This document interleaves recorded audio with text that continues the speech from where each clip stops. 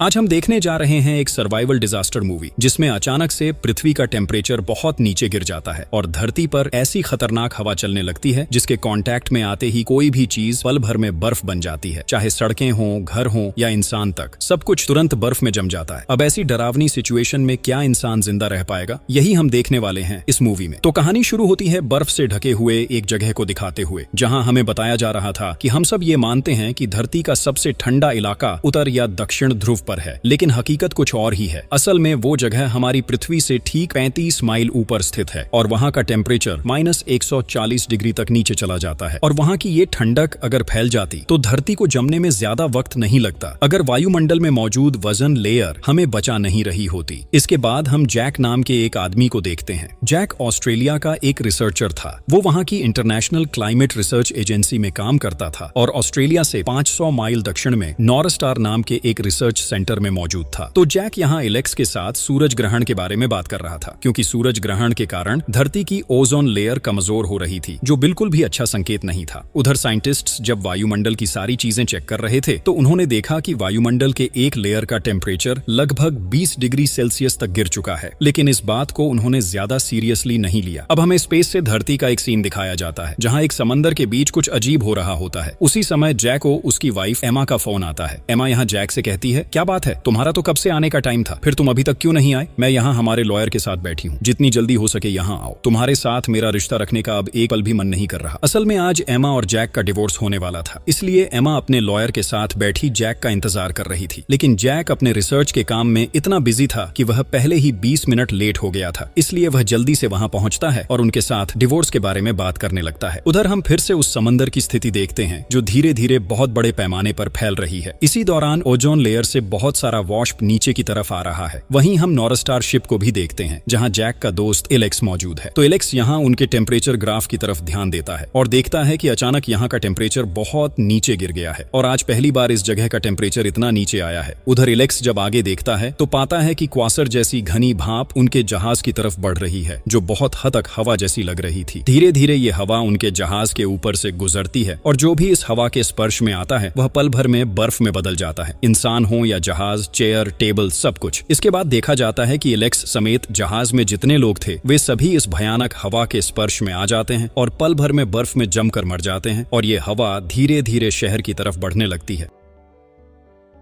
उधर हम जैक और एमा को देखते हैं। जैक यहाँ एमा को समझाने की कोशिश कर रहा था ताकि एमा उसे डिवोर्स न दे। असल में एमा और जैक अब भी एक दूसरे से बहुत प्यार करते हैं, लेकिन जैक हमेशा अपने रिसर्च के काम में इतना बिजी रहता है कि वह अपने परिवार को ज्यादा समय नहीं दे पाता और इस बात को एमा कई सालों से सहती आई थी, इसलिए अब वह जैक के साथ रहना नहीं चाहती थी। लेकिन जैक यहाँ उससे कहता है, मैं मानता हूँ मेरी गलती हुई है, लेकिन अपनी जिम्मेदारियां तो मुझे निभानी ही पड़ेंगी, है ना? अब मैं तुम्हें वादा करता हूँ कि मैं हमारे बीच की सारी चीजें ठीक कर दूंगा, तुम प्लीज मुझे छोड़कर मत जाना, मैं तुम्हें बहुत प्यार करता हूँ एमा। उधर हम नाओमी नाम की एक लड़की को देखते हैं। नाओमी जैक और एमा की बेटी थी और आज उसका 16वां जन्मदिन था, लेकिन उसके पिता जैक यह बात बिल्कुल भूल गए थे, इसलिए नाओमी अपने पिता पर बहुत गुस्से में थी। असल में जैक की जिंदगी अब किसी भी मामले में ठीक नहीं जा रही थी। एक तरफ उसकी वाइफ गुस्से में है और दूसरी तरफ उसकी बेटी। फिर भी जैक हर स्थिति को संभालने की कोशिश कर रहा था। अगले दिन सुबह जैक को एक इमरजेंसी कॉल आती है और उसे पता चलता है कि कल नॉर्थ स्टार शिप पर जितने लोग थे यानी एलेक्स समेत सभी मर गए हैं। यह सुनकर जैक बिल्कुल हक्का बक्का रह जाता है, क्योंकि कल ही तो उसने एलेक्स से बात की थी, तो ऐसा हादसा कैसे हो गया। इसलिए जैक इस मामले की जांच करने के लिए अपने कोवर्कर जो के साथ उस जगह पहुंचता है और वहां जाकर वे देखते हैं कि वह शिप बीच के पास तैर रही है। जैक तब अपने कोवर्कर जो के साथ वहां दौड़ता है और वे शिप की हालत देखकर पूरी तरह हैरान हो जाते हैं। वे देखते हैं कि शिप से एक एक शव उतारे जा रहे हैं और रेस्क्यू ऑफिसर ब्रांड उन्हें बताते हैं कि उन्होंने शिप से लगभग 15 शव पाए हैं, लेकिन ये सब कैसे मरे ये कोई नहीं बता पा रहा। हालांकि शवों को देखकर यह अंदाजा लगाया जा सकता था कि उनके शरीर की लगभग सभी कोशिकाएं डैमेज हो चुकी हैं और पोस्टमार्टम रिपोर्ट आने के बाद ही पता चलेगा कि उनके साथ वास्तव में क्या हुआ। अब जैक यहाँ ब्रांड से कहता है कि वे शिप के अंदर जाना चाहते हैं और थोड़ी जांच करना चाहते हैं, क्योंकि अंदर शायद कुछ ऐसा हो जो यह समझने में मदद करे कि शिप के साथ असल में क्या हुआ था। अब जैक, जोई और ब्रांड ये तीनों मिलकर शिप के अंदर जाते हैं। अंदर पहुंचते ही वे देखते हैं कि यहाँ सब कुछ गीला और बहुत ठंडा है और फ्लोर पूरी तरह जमी हुई है। इसके बाद जैक वहां वहां से अपने लीडर वॉल्टर को फोन करता है और उसे यहाँ की पूरी स्थिति के बारे में बताता है। इतनी अजीब घटना सुनकर वॉल्टर बहुत हैरान हो जाता है, क्योंकि अचानक इतने सारे लोग कैसे मर सकते हैं। वह पहले सोचता है कि शायद जहाज पानी में डूब गया, लेकिन अगर जहाज डूब गया तो फिर उसे किसने बाहर निकाला। जैक तब कहता है, नहीं, जहाज डूबा नहीं, लेकिन कुछ तो हुआ है। वॉल्टर यहाँ बहुत चिंतित था कि अगर मौत का कारण पता न चले तो मरने वालों के परिवार को क्या बताया जाएगा। इसलिए जैक उसे कहता है, आप चिंता मत कीजिए, पोस्टमार्टम रिपोर्ट आने के बाद पता चल जाएगा कि मौत का असली कारण क्या था। इसके बाद वॉल्टर जैक से कहता है कि जैक अब एलेक्स का लॉकबुक खोले और देखे, वहाँ शायद कोई जानकारी मिल सके। जैक उसे बताता है कि उन्होंने पहले ही लॉकबुक खोल लिया है और वहाँ एलेक्स का एक हार्ड ड्राइव भी मिला है, लेकिन हार्ड ड्राइव इतनी गीली हो गई थी कि उन्हें यकीन नहीं था कि यह सही से काम करेगा या नहीं। फिर भी वे हार्ड ड्राइव को चेक करना शुरू करते हैं और इसी हार्ड ड्राइव के जरिए उन्हें पता चलता है कि पृथ्वी के वायुमंडल की वजन लेयर में एक दरार थी, लेकिन चूंकि हार्ड ड्राइव पूरी तरह पानी में भीग गई थी, इसलिए इससे ज्यादा कुछ भी पता नहीं चल पाया। इस बीच इस पूरी घटना से जो बहुत टूट गया है, वह यहाँ रोते हुए कहता है कि 2 दिन पहले उसने एलेक्स से बात की थी और आज एलेक्स हमारे बीच नहीं है। वह इसे यकीन ही नहीं कर पा रहा। वे वापस अपने हेडक्वार्टर लौटते हैं, लेकिन अपने साथ लॉगबुक ले आए थे, इसलिए वे लॉगबुक को जांचने की कोशिश करते हैं। यहाँ देखा जाता है कि अधिकांश डेटा नष्ट हो चुका है और केवल एक ही फाइल बची हुई है। इसके बाद जब फाइल को खोला जाता है तो उसका कुछ हिस्सा दिखाई देता है और फिर तुरंत गायब हो जाता है। तो जैक इस फाइल में वजन लेयर जैसी कुछ चीजें देख पाता है। अब इसे और अच्छे से समझने के लिए वह इस फाइल को किसी दूसरे डिवाइस पर भेजने की कोशिश करता है और ठीक इसी समय उसे फॉरेंसिक डिपार्टमेंट से एक कॉल आता है। असल में यह कॉल उसकी वाइफ एमा ने की थी। एमा पेशे से एक डॉक्टर है और फॉरेंसिक डिपार्टमेंट में काम करती है। तो एमा यहाँ जैक से जल्दी हॉस्पिटल आने के लिए कहती है, क्योंकि उसने एलेक्स का पोस्टमार्टम किया है और उसे जैक को कुछ दिखाना है। इसके चलते जैक तुरंत वहां चला जाता है। अब हम सिडनी में स्थित इमरजेंसी रिस्पांस सेंटर का सीन देखते हैं। यहाँ मौजूद साइंटिस्ट्स को भी लगता है कि वजन लेयर में कुछ गड़बड़ हुआ है, लेकिन जब वे साउथ का मौसम चेक करते हैं तो पाते हैं कि वहाँ सब कुछ ठीक ठाक है। इसलिए वे सोचते हैं कि यह शायद किसी अस्थायी मौसम परिवर्तन की वजह से हुआ होगा और यह अपने आप ठीक हो जाएगा। इसलिए वे इसे ज्यादा महत्व नहीं देते और अपने अन्य कामों में लग जाते हैं, लेकिन यह उनका सबसे बड़ा गलती साबित होती है। उधर हम एमा के ऑफिस में एमा और जैक को देखते हैं। एमा यहाँ जैक से कहती है कि उसने जैक के कोवर्कर्स की मौत का कारण जान लिया है। असल में वे सभी एक बर्फ के क्रिस्टल फॉटर के कारण मरे थे और इस बर्फ के क्रिस्टल को ही उस हवा के रूप में जाना जाता है जो पल भर में सब कुछ जमा कर रख देती है। तो ये सुनकर जैक पूरी तरह हैरान हो जाता है, क्योंकि शिप के अंदर बर्फ के क्रिस्टल कहां से आए। अब एमा उसे कुछ अजीब दिखाना चाहती है। वह जैक को मृतकों की कोशिकाओं की एक तस्वीर दिखाती है। ये कोशिकाएं उस तापमान पर जम चुकी थीं जो -80 डिग्री से भी नीचे था और यह इतनी ठंडी थी कि उनके साथ क्या हो रहा है ये समझने से पहले ही वे सभी मर गए थे। इसके बाद जैक पूछता है कि क्या एमा उसे उनकी मौत का सही समय बता सकती है। एमा कहती है कि संभवतः वे शुक्रवार को मरे थे, यानी आज से लगभग 72 घंटे पहले। और ठीक उसी समय जैक को जो का फोन आता है। वह बताता है कि नेशनल फोरकास्ट से भी कोऑर्डिनेशन भेजा गया है ताकि वे जितनी जल्दी हो सके इस घटना की सारी डिटेल्स उन्हें सौंप सकें। इसके बाद जैक उसे बताता है कि जो कुछ भी उन्हें मिला है, यानी वह हार्ड ड्राइव, उसके साथ कोऑर्डिनेशन मिलाकर देखें। थोड़ी ही देर बाद जैक को उनके लीडर वॉल्टर का फोन आता है। वह उससे पूछता है कि क्या इस घटना के बारे में कोई नया अपडेट है। जैक तब वॉल्टर को पोस्टमार्टम के सभी रिपोर्ट्स के बारे में बताता है, यहाँ तक कि वह उसे बताता है कि बर्फ के क्रिस्टल की वजह से उनकी मौत हुई। असल में सूरज ग्रहण के कारण वजन लेयर में एक बहुत बड़ी समस्या पैदा हो गई थी। पृथ्वी की मेसोस्फीयर अचानक टूट गई, जिसके कारण वजन लेयर नीचे आकर इस दुर्घटना का कारण बनी। अब वॉल्टर जानना चाहता है कि तापमान कितना था। जैक बताता है कि वजन लेयर का तापमान लगभग -140 डिग्री सेल्सियस होता है और नीचे आते आते यह तापमान आधा हो जाता है। लेकिन उस आधे तापमान में इतनी ठंडक होती है कि वह पल भर में सब कुछ जमा कर रख सकती है, जिसके कारण इंसान भी तुरंत पूरी तरह जमकर मर जाते हैं। लेकिन वॉल्टर कहता है कि अभी तक इन सब बातों का कोई ठोस सबूत नहीं मिला है, जो तब कहता है कि नेशनल वेदर फोरकास्ट के साथ उनकी धारणा बिल्कुल मैच कर रही है। अब सिर्फ यही बचा है कि इसे टेस्ट करके प्रूव किया जाए। लेकिन वॉल्टर कहता है कि बिना किसी ठोस सबूत के अभी आम लोगों को कुछ बताना ठीक नहीं, इससे भारी कंफ्यूजन फैल सकती है, इसलिए पहले इसका सबूत निकालो। फिर वॉल्टर जैक से कहता है कि जैक जल्दी से शिप से मिले डाटा को एक्सट्रैक्ट करे और इस बारे में और इन्फॉर्मेशन जुटाने के लिए एक इन्वेस्टिगेशन समिति बनाओ। जैक यहाँ बताता है कि उनके ऊपर बहुत बड़ा खतरा आने वाला है, इसलिए वजन लेयर की निगरानी के लिए उन्हें मिलिट्री सैटेलाइट का यूज करना होगा।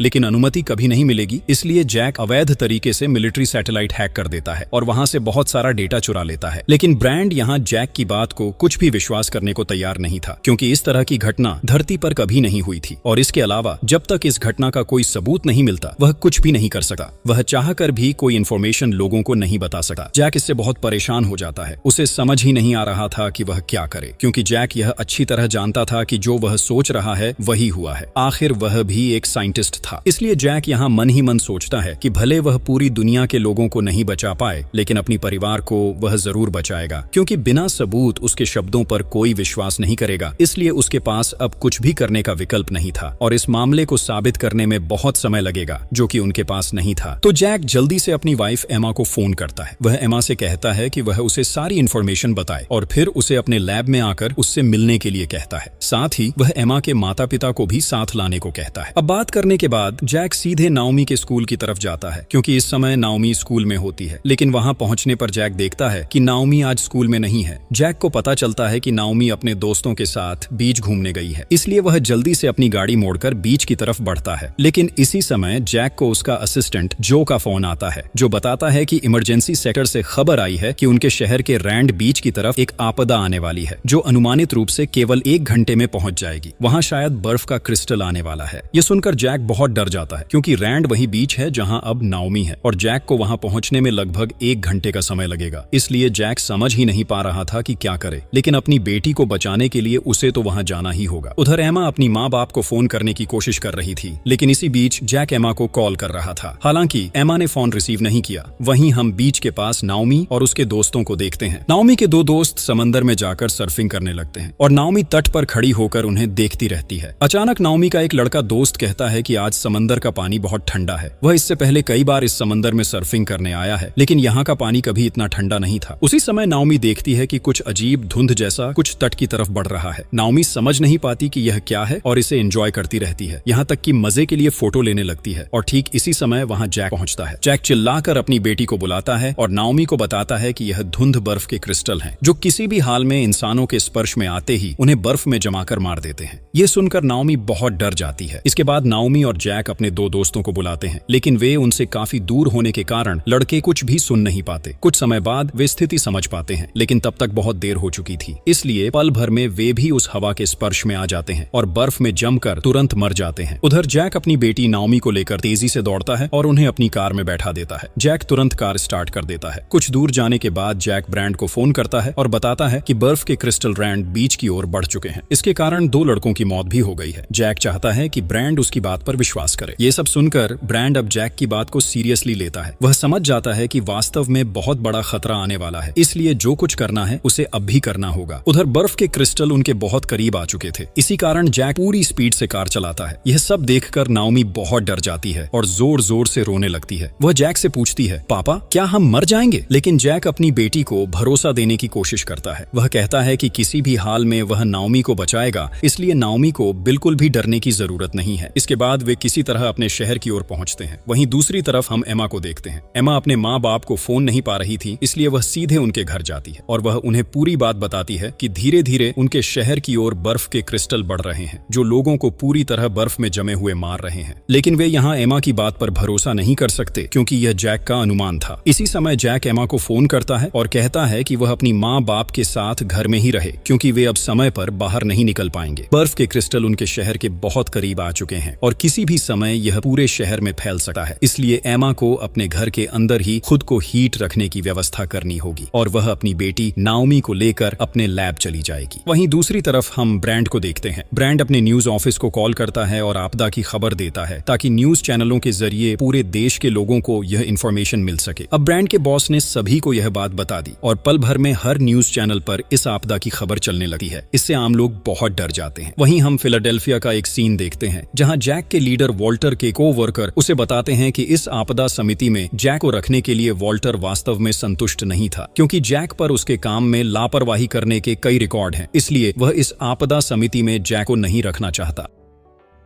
उधर हम जैक के को-वर्कर जो को देखते हैं, जो ने लॉगबुक में मौजूद वजन लेयर की इन्फॉर्मेशन निकाल ली है। ये जानकर जैक जो से कहता है कि जो इन सभी इन्फॉर्मेशन को वॉल्टर तक भेज दो। वहीं दूसरी तरफ पूरे शहर में हड़कंप मच गया है। हर कोई आपदा से निपटने की तैयारी कर रहा है। हर कोई अपनी अपनी जगह से खुद को गर्म रखने के लिए कोशिशें शुरू कर चुका है। धीरे धीरे बर्फ के क्रिस्टल शहर की तरफ बढ़ते हैं और फिर यह इतनी तेजी से चारों तरफ फैलने लगता है कि पल भर में अलग अलग जगहों पर लोग जमकर मरने लगते हैं। कोई भी इंसान अपने आप को हटाने का समय नहीं पा रहा रहा था। घर, सड़क, शॉपिंग मॉल, यहाँ तक कि विभिन्न बार भी पूरी तरह बर्फ में जम जाते हैं और घर के अंदर मौजूद लोग भी जम जाते हैं। उधर एमा अपने घर में अपने माता पिता के साथ टीवी देख रही थी। हर न्यूज चैनल पर बर्फ के क्रिस्टल के बारे में बात की जा रही थी। यहाँ तक कि दिखाया जा रहा था कि कितने लोग इस बर्फ के क्रिस्टल के कारण मर चुके हैं। ये सारी न्यूज देखकर एमा के माता पिता समझ जाते हैं कि जैक ने वास्तव में उन्हें कितनी बड़ी सच्चाई बताई थी। खबरों में वे यह भी देखते हैं कि उनके शहर के कई हिस्सों में तबाही मची हुई है। कुछ शहर इस तरह जमे हुए हैं कि बर्फ के क्रिस्टल के गुजरने के बाद भी वहाँ कोई रिपोर्टर पहुँच नहीं पा रहा। वहीं जैक और नाओमी अब भी अपनी कार में थे। जैक वास्तव में अपनी बेटी को लेकर अपने लैब की तरफ जा रहा था, लेकिन तब तक बर्फ के क्रिस्टल उनके पीछे पीछे आ चुके थे। जैक तेजी से कार चलाकर किसी तरह अपनी कार लैब के सामने पहुंचाता है। लैब के अंदर भी जो अकेले था। जैक और नाओमी को देखकर वह राहत की सांस लेता है। जैक अपनी बेटी को लेकर सीधे लैब के अंदर चला जाता है, लेकिन उसी समय वहां की बिजली चली जाती है, क्योंकि इस लैब का जनरेटर खास तौर पर बनाया गया है जो मौसम के अनुसार खुद को एडजस्ट कर सकता है। अब जो देखता है कि इस बर्फ का तापमान लगभग -90 डिग्री सेल्सियस है। यह देखकर वह पूरी तरह हैरान रह जाता है और नाओमी भी इस बात को विश्वास नहीं कर पा रही थी। जैक फिर से एमा से संपर्क करता है और गलती से भी उन्हें घर से बाहर निकलने से मना करता है। नाओमी यहाँ अपनी माँ से बात करती है और कहती है कि उसे बहुत डर लग रहा है और सबसे ज्यादा डर इस बात से है कि क्या वह अपनी माँ को फिर कभी देख पाएगी या नहीं। लेकिन एमा अपनी बेटी को हिम्मत देने की कोशिश करती है। वह उसे कहती है कि बिल्कुल भी डरने की जरूरत नहीं है, क्योंकि उसके पापा किसी भी हाल में उसे बचाएंगे। ठीक इसी समय फोन का नेटवर्क चला जाता है और फोन कट जाता है। वहीं दूसरी ओर बर्फ के क्रिस्टल एमा के घर के पास आ जाते हैं और ठीक इसी समय किसी ने उनके घर की घंटी बजाई। असल में बर्फ के क्रिस्टल से बचने के लिए कोई उनके घर में अंदर आने चाहता था। एमा तुरंत दरवाजा खोलती है और लड़की को किसी तरह अपने घर की अंदर ले आती है। एमा देखती है कि लड़की पूरी तरह ठंड लगने के कगार पर है, क्योंकि बाहर का तापमान पहले ही बहुत कम हो चुका था। लेकिन लड़की एमा से पूछती रहती है कि उसके माँ बाप और भाई कहाँ हैं। असल में हाइपोथर्मिया के कारण उसका दिमाग सही से काम नहीं कर रहा था, लेकिन एमा उसे बताती है कि वह यहाँ अकेली आई है, उसके साथ कोई और नहीं आया। यह सुनकर लड़की पूरी तरह टूट जाती है, क्योंकि वह समझ ही नहीं पा रही थी कि उसके माँ बाप और भाई शायद बाहर ही मर गए हैं। तब एमा उसे सांत्वना देती है और कहती है, तुम ऐसा क्यों सोच रही हो कि वे मर गए? ऐसा भी हो सकता है कि किसी ने उन्हें बचा लिया हो। अब एमा और उसका परिवार लड़की को गर्म रखने की व्यवस्था करते हैं। एमा के पिता यहाँ निराशा के साथ कहते हैं कि अगर वे इस बात पर पहले ही विश्वास कर लेते तो आज उनकी यह स्थिति नहीं होती। वहीं दूसरी तरफ हम ब्रैंड को देखते हैं। ब्रैंड अपने बॉस से संपर्क करता है और बताता है कि वह अब एक आश्रय केंद्र में है, जहां उसके साथ और 300 लोग मौजूद हैं। जब ब्रैंड के बॉस उससे मृतकों की संख्या पूछते हैं तो ब्रैंड बताता है कि अब तक बहुत से लोग मर चुके हैं और समय के साथ मृतकों की संख्या लगातार बढ़ती जा रही है। धीरे धीरे रात हो जाती है। नाओमी अपने पापा से पूछती है कि यह सब और कितने समय तक चलेगा, लेकिन जैक नाओमी को बताता है कि जब तक वजन लेयर को बंद नहीं किया जाता तब तक कुछ भी ठीक नहीं होगा। इसके बाद यह पता चलता है कि जैक के पास वजन लेयर बंद करने की एक योजना है, लेकिन इस योजना में सफल होने के लिए उसे अपने लीडर वॉल्टर की मदद की जरूरत है। इसलिए जैक वॉल्टर से मदद प्लान करता है, लेकिन वॉल्टर उसे कहता है कि अब इन सब चीजों को करने की कोई जरूरत नहीं है, क्योंकि उन्होंने पहले ही वजन लेयर बंद करने का काम शुरू कर दिया है।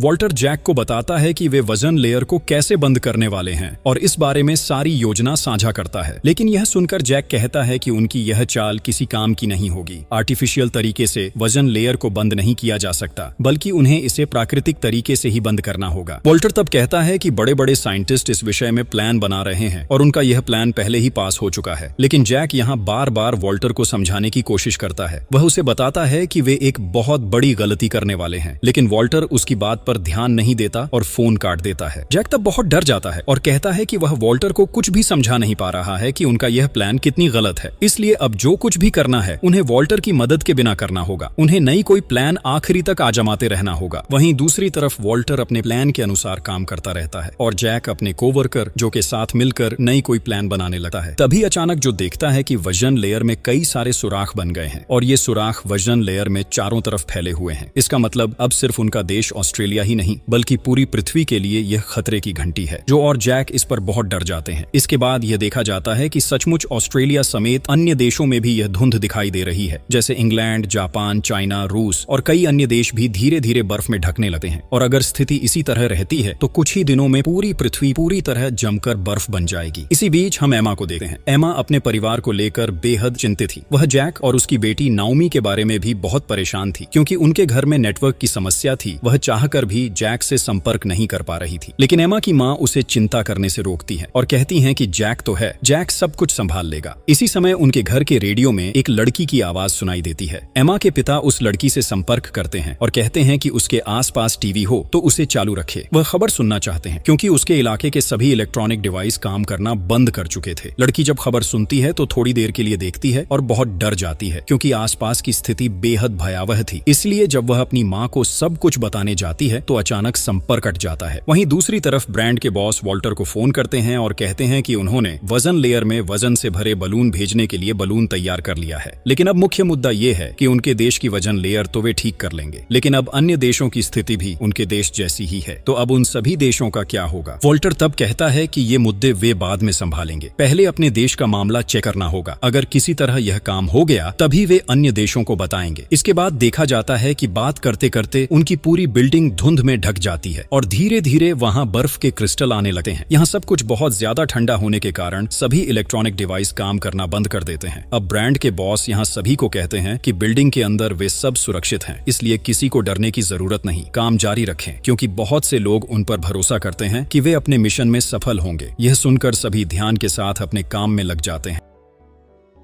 इसी बीच वॉल्टर की कोवर्कर औरत कहती है कि उसे अब भी लगता है कि इस मिशन को पूरा करने के लिए जैक को बुलाना चाहिए, लेकिन वॉल्टर कहता है कि जैक की कोई जरूरत नहीं है, वह खुद इस मिशन की सारी जिम्मेदारी निभा रहा है और जैक की किसी मदद के बिना उन्होंने 80% काम सफलतापूर्वक पूरा कर लिया है। औरत तब कहती है कि अगर किसी कारण से उनका यह प्लान काम नहीं करता तो नई प्लान के लिए जैक की जरूरत पड़ेगी, क्योंकि जैक शुरू से ही इस मुद्दे को समझ चुका था और उसके पास निश्चित रूप से कोई नई प्लान होगी। लेकिन फिर भी वॉल्टर जैक को बुलाना नहीं चाहता। इसी बीच ब्रांड के बॉस का एक आदमी बलून लॉन्च करने की जगह पर जाता है और अपना मुख्य काम शुरू कर देता है। दरअसल वे इस बलून के गैस के माध्यम से वजन लेयर का वजन बढ़ाना चाहते थे। इसी बीच ब्रांड के ऑफिस से खबर आती है कि अब मात्र 40 मिनट के भीतर बर्फ के क्रिस्टल पहुंचने वाले हैं, लेकिन वजन लेयर के पास जाकर बलून पर काम करने के लिए उन्हें लगभग 1 घंटे का समय चाहिए और अब उनके पास वह समय भी नहीं है। इसलिए ब्रांड के बॉस उन्हें जल्दी काम करने के लिए कहते हैं। इसी बीच वजन लेयर में बलून भेजने के लिए एयरफोर्स के प्लेन और नेवी के जहाज तैयार किए गए थे। उनमें से कई बर्फ के क्रिस्टल के प्रभाव में आ जाते हैं। सामान्य प्लेन और जहाज भी इस हादसे में गिर जाते हैं और इस पूरी स्थिति को देखकर वॉल्टर उस कोवर्कर औरत के टैब में छिपा फोन से जैक को कॉल करता है। वह जैक को सारी घटना विस्तार से बताता है। इसके बाद वह जैक को एक मिलिट्री सैटेलाइट से जोड़ देता है और कहता है कि वह जितना हो सके अपनी प्लान के अनुसार काम करे। और उस समय जैक को वॉल्टर की मदद की जरूरत थी, क्योंकि वह मिलिट्री सैटेलाइट से जुड़ना चाहता था। इसी बीच जब वजन लेयर में बलून सही ऊंचाई पर पहुंचते हैं तो ऊपर मिसाइल भेजी जाती है, क्योंकि ये मिसाइल ऊपर पहुंचने के बाद विस्फोटित की जाएंगी, जिससे वहां मौजूद सभी बलून फट जाएंगे और गैस चारों ओर फैल जाएगी। इससे वजन लेयर की घनता बढ़ेगी और उसमें मौजूद छेद बंद हो जाएंगे। मिसाइल भेजे जाने के बाद सभी बड़े उत्साह से स्थिति देखने के लिए बैठे रहते हैं। जैक भी यह देखने के लिए इंतजार कर रहा था कि उनकी यह प्लान सफल होगी या नहीं। अब देखा गया कि वजन लेयर में बलून फोड़ने के बाद मैग्नीशियम चारों तरफ फैल गया। इस बीच नाओमी अपनी माँ के लिए बहुत चिंतित हो गई और रोने लगती है। उसे ऐसा लगने लगता है कि उसके पापा ने अपनी माँ के बारे में बिल्कुल नहीं सोचा, वो हमेशा की तरह अपने काम में ही बिजी रहते हैं। नाओमी जब इस बात की शिकायत करती है तो जैक उसे समझाते हैं कि वो पूरे प्लेनेट को बचाने के लिए काम कर रहा है, वरना उसकी मम्मी समेत सब मर जाएंगे। एक साइंटिस्ट के नाते उसे सबका ध्यान रखना चाहिए। नाओमी कहती है कि उसे नहीं लगता कि कोई भी बचेगा, ये बर्फ के क्रिस्टल सबको मार देंगे। पर जैक उसे भरोसा देते हुए कहते हैं, तुम चिंता मत करो, हम सब बचेंगे, मैं किसी तरह से व्यवस्था करूंगा, तुम्हारी मम्मी को कुछ होने नहीं दूंगा। अब देखा गया कि जो बलून ऊपर भेजे गए थे वे किसी भी काम नहीं आए, लेकिन यह सब जैक की झूठी सांत्वना थी। वास्तव में वे बलून कोई असर नहीं कर पाए और वजन लेयर की स्थिति बिल्कुल वैसे ही बनी रही। वॉल्टर की सारी योजना असफल हो गई और वह हार मान लेता है। नाओमी यह सब देखकर कहती है कि अब सभी को अपने पापा पर भरोसा करना चाहिए। उसके पापा के पास एक प्लान है, हालांकि वह पूरी तरह से सुनिश्चित नहीं है कि यह प्लान काम करेगा या नहीं, फिर भी वह इसे एक बार आजमाना चाहता है। इसके बाद जैक को उसकी प्लान के अनुसार काम करने की अनुमति दी जाती है। तुरंत ही जैक वॉल्टर से संपर्क करता है और कहता है कि उसके पास अमोनियम नाइट्रेट से भरी एक रॉकेट भेजने के लिए कहा जाए। अमोनियम नाइट्रेट अब एकमात्र माध्यम है जो प्राकृतिक रूप से मेसोस्फीयर को मुरम्मत करेगा और वजन लेयर में फैले हुए सुराख बंद हो जाएंगे। इससे पृथ्वी पर भी बर्फ के क्रिस्टल का आना बंद हो जाएगा। वॉल्टर तब कहता है कि वह सभी चीजों का इंतजाम कर देगा। वह जैक से माफी भी मांगता है और कहता है कि जैक को शुरू से ही उनकी टीम में होना चाहिए था, लेकिन उसकी गैर मौजूदगी के कारण इतना बड़ा गलती हुई।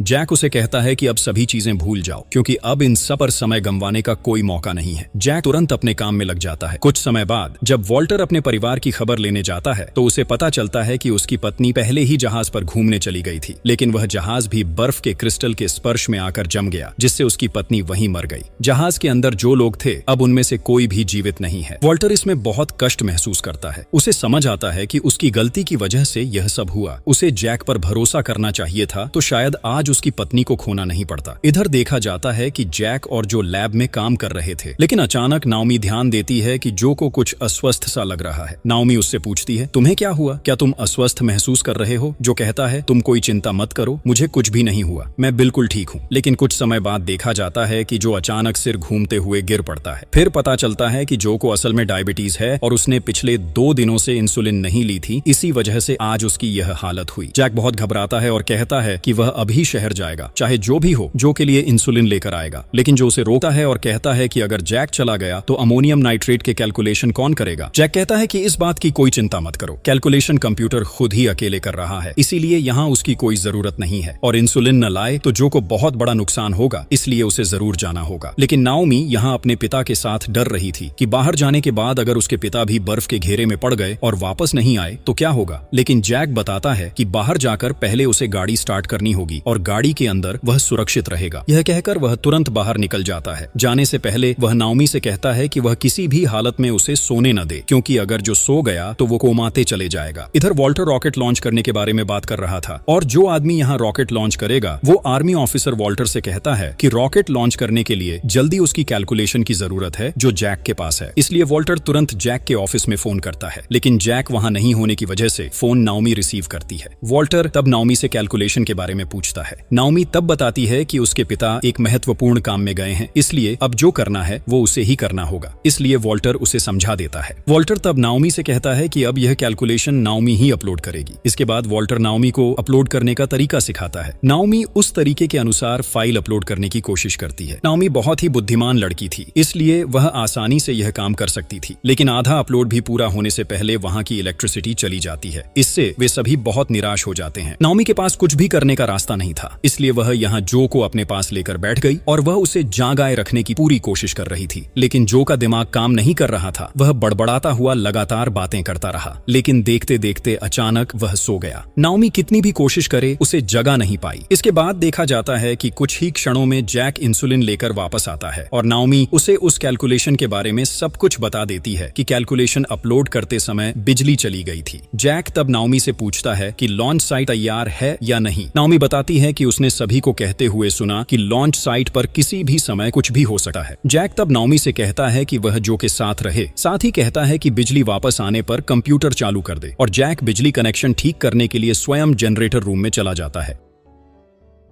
दूसरी ओर देखा जाता है कि US air force rocket launch के लिए पूरी तरह तैयार है। वे अब केवल कैलकुलेशन का इंतजार कर रहे हैं, लेकिन अगर वे तेजी से काम पूरा नहीं कर पाए तो यहाँ भी बर्फ के क्रिस्टल पहुंच जाएंगे तब, और उनका कोई भी प्लान काम नहीं करेगा। इसी बीच देखा जाता है कि धीरे धीरे बर्फ के क्रिस्टल और भी ज्यादा भयानक रूप धारण कर रहे हैं। ये बहुत तेजी से नए नए स्थानों पर फैल रहे हैं, इसलिए जैक यहाँ जनरेटर ठीक करने के लिए पूरी कोशिश कर रहा था। इसी बीच ब्राजील, नीदरलैंड्स, थाईलैंड सहित और नए नए देश बर्फ से ढकते जा रहे हैं और जैक के देश ऑस्ट्रेलिया का तापमान भी अब बहुत नीचे गिर चुका है, इसलिए जैक का शरीर ठंडा होकर बहुत जोर से कांप रहा था। इसके बाद वह कांपते कांपते लंबे समय तक कोशिश करने के बाद एक स्तर पर सफल हो जाता है। वह जनरेटर को ठीक कर देता है। इसके बाद वह तेजी से दौड़ते हुए कंप्यूटर चालू करता है, लेकिन अब उसे डर था कि डेटा सही तरीके से है या नहीं। इसके बाद देखा जाता है कि डेटा बिल्कुल सही है। वह तुरंत डेटा को अपलोड कर देता है और जैसे ही डेटा सही जगह पर पहुंचता है, जैक की एक बड़ी जिम्मेदारी खत्म हो जाती है। इसके बाद जब डेटा वॉल्टर के पास पहुंचता है, वह तुरंत उसे रॉकेट लॉन्च बेस पर भेज देता है। इसके बाद सब कुछ पूरी तरह तैयार कर रॉकेट लॉन्च कर दिए जाते हैं। रॉकेट सीधे आसमान में उड़ते हैं और सब मिलकर परिणाम के लिए इंतजार करते हैं। यहाँ वे 100 से 0 तक काउंटडाउन शुरू करते हैं। इसी बीच रॉकेट वे ओजोन स्तर में मौजूद छेदों में गिरते हैं। यहाँ सैटेलाइट के माध्यम से देखा जाता है कि धीरे धीरे वे छेद छोटे होते जा रहे हैं, क्योंकि छेद अमोनियम नाइट्रेट से भर रहे हैं, ठीक जैसा कि जैक ने अनुमान लगाया था। कुछ ही समय में मेसोस्फीयर के ओजोन स्तर की मोटाई लगभग 80% बढ़ जाती है है, यानी धीरे धीरे उनका प्लान सफल हो रहा है। इसके बाद देखा जाता है कि इसका प्रतिशत 100% तक पहुंच गया। वॉल्टर वहां घोषणा करता है कि उनका यह प्लान सफल हो गया। वजन स्तर के छेद पूरी तरह बंद हो गए हैं। सभी इसमें बहुत खुश होते हैं और सब मिलकर जश्न मनाने लगते हैं। वॉल्टर यहाँ जैक का धन्यवाद करता है, इतनी जोखिम लेकर पूरे पृथ्वी को बचाने के लिए, और जैक यहाँ अपनी बेटी और जो को गले लगाकर राहत की सांस लेता है। जब सब आनंद में व्यस्त हैं, तब देखा जाता है कि वॉल्टर चुपचाप अपनी पत्नी की तस्वीर की ओर देख रहा है। वास्तव में वह अपनी पत्नी से बहुत प्यार करता था। इसके बाद धीरे धीरे आकाश में सूरज निकलता है और चारों ओर का बर्फ पिघलने लगता है। आसपास के सभी स्थानों में फिर से हरियाली और प्रकृति नजर आने लगती है। इस दौरान एमा अपने माता पिता के साथ बैठकर खबरें सुन रही थी, जिसमें बताया जा रहा था कि पृथ्वी के अन्य देशों में भी रॉकेट लॉन्च किए गए हैं और प्रत्येक देश में यह मिशन सफल रहा है। इसका मतलब अब उनके पास कोई जोखिम नहीं है और पृथ्वी फिर से पहले जैसी हो गई है। इसी समय एमा के घर के बाहर गाड़ियों की आवाज सुनाई देती है और वह देखती है कि जैक और नाओमी आए हैं। उन्हें देखकर एमा के अंदर नई ऊर्जा का संचार होता है। फिर जैक एमा से कहता है कि वह उसे कुछ दिनों के लिए समय देने के लिए अपनी नौकरी छोड़ देगा। वह एक छोटी छोटी नौकरी करेगा ताकि नौकरी के साथ साथ अपने परिवार को भी समय दे सके। लेकिन एमा यहाँ अपनी गलती समझ जाती है। वह कहती है कि जैक को अपनी नौकरी छोड़ने की जरूरत नहीं है, क्योंकि उसे अब समझ में आ गया है कि जैक वास्तव में कितना बड़ा काम निभा रहा है और इसी कारण वह पृथ्वी पर इतना बड़ा हिस्सा डाल पाया है। इसीलिए वह जैक को सिर्फ कुछ दिनों के लिए नहीं बल्कि पूरे जीवन के लिए समय देना चाहती है। इसके बाद जैक और एमा एक दूसरे को गले लगाते हैं और वे दोनों फिर से एक हो जाते हैं। नाओमी इसे देखकर बहुत खुश होती है। इस तरह वे